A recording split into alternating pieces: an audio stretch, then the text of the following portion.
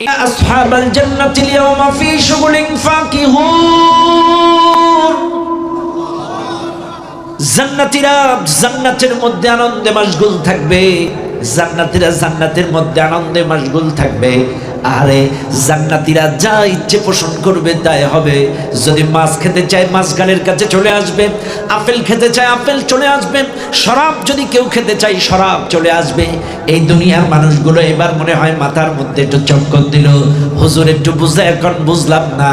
ও দুনিয়ার মানুষ, জান্নাতের মধ্যে আপনি যা চাইবেন তাই, যা চাইবেন তাই, যা ইচ্ছে পোষণ করবেন আল্লাহ পাক আপনার জন্য সঙ্গে সঙ্গে সেটা হাজির করে দেবেন। তবে শুনে নেন, ওই জান্নাতের মধ্যে যেতে গেলে এই দুনিয়ার জিন্দেগিটা আপনাকে কন্ট্রোল করা লাগবে, এই দুনিয়ার জিন্দেগিটা আপনাকে হেফাজতে থাকা লাগবে। এর বাস্তব একটা জ্বলন্ত উদাহরণ আমি আপনাদেরকে দিয়ে যাই। পাকিস্তানের এক কবি মসজিদের মধ্যে বসে মদ খাচ্ছে। কোন জায়গায়? মসজিদের মধ্যে ঢকঢক করে মদ খাচ্ছে। এখন মুসল্লি এবং ইমাম সাহেব এসে বলতেছে আস্তাগফিরুল্লাহ আস্তাগফিরুল্লাহ, আপনি মসজিদের মধ্যে মদ খাচ্ছেন, নাউজুবিল্লাহ নাউজুবিল্লাহ। তখন এই কবি বলতেছে ঠিক আছে বুঝলাম, আল্লাহর ঘর মদ খাওয়া যাবে না, চাইলে আমাকে এমন একটা জায়গা দেখায় দাও যেটা আল্লাহর না, সেই জায়গায় বসে খাই। কথা বুঝেন না আপনারা? মসজিদে যদি মদ খাওয়া না যায়, চাইলে আমাকে এমন একটা জায়গা দেখায় দাও যেই জায়গাটা আল্লাহর না, সেই জায়গায় বসে আমি খাই। এই কথার কি কোনো জবাব আছে? জবাব আছে কোনো?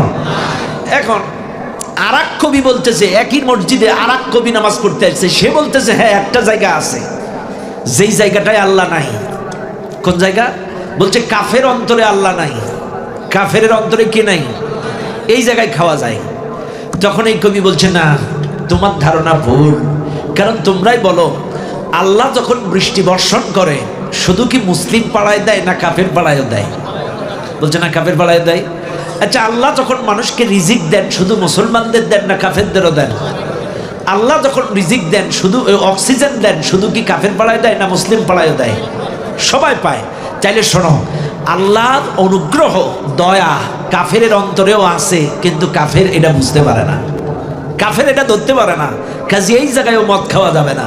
এখন ওই কবি বলতেছে ঠিক আছে তাইলে কোন জায়গায় খাওয়া যাবে আপনি বলেন। তখন এই মুসলিম কবি বলছে দেখো, আমি আজকে তোমাদেরকে বোঝানোর জন্যই মসজিদে মদ খেয়েছি, এই কারণে বোঝানোর জন্য খেয়েছি যে আল্লাহর ঘর যদি মসজিদে খাওয়া না যায় তাহলে এমন একটা জায়গা দেখায় দাও সেই জায়গাটা আল্লাহর না, সেখানে খায়। তাহলে তোমাদের কথা অনুযায়ী সব যদি আল্লাহর হয়, এই দুনিয়ার কোনো জায়গায় খাওয়া যাবে না, তবে একটা জায়গায় খাওয়া যাবে। সেই জায়গাটা হলো মানুষ যদি এই 60, 70, 80 বছরের জিন্দেগিটা কন্ট্রোল করতে পারে, আল্লাহর আদেশ নিষেধ অনুযায়ী যদি চলতে পারে, এই লোকটা যদি জান্নাতি হয়ে যায়, জান্নাতের এমন কোনো জায়গা নাই যে তাকে নিষেধ করা হবে। এটা জোরে বলবেন না সুবহানাল্লাহ? জান্নাতে যেখানে সেখানে বসে সে শরাব খেতে পারবে। আর এই দুনিয়ার শরাবগুলো তো, মদগুলো তো এগুলো পচা পানি, কিন্তু জান্নাতের যে শরাব আপনাকে দেওয়া হবে সেগুলো জীবন্ত ফলন্ত আঙ্গুরের রস। সুবহানাল্লাহ বলেন। আহ কি শরাব আপনার আমার জন্য জান্নাতে বরাদ্দ করা হয়েছে, যেখানে সেখানে আপনি জান্নাতে যা খুশি কোথাও আপনাকে কোনো বাধা প্রদান করা হবে না।